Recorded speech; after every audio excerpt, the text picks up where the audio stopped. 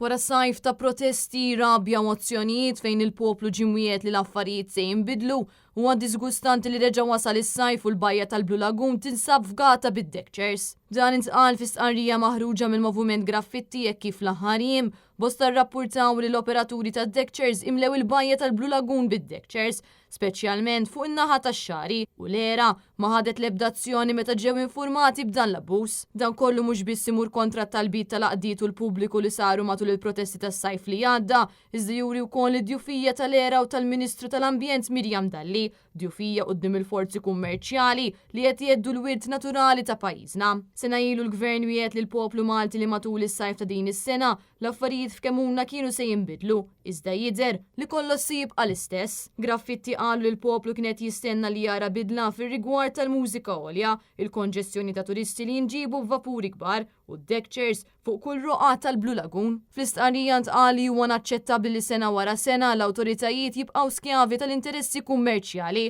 u għalhekk il-moviment graffiti qed jistenna li daw id-deck chairs fuq ix-xari jitneħħew b'mod immedjat u li kull talba għal konċessjoni ġdida tiġi rtirata mill-applikant jew rifjutata kategorikament mill-era u mill-awtoritajiet kollha. Il-moviment graffiti wissa li jekk l-awtoritajiet mhumiex se jieħdu azzjoni, il-pubbliku se jkun imġiel jintervjeni sabiex jipproteġi lil Kemuna mill-forzi tar-reba.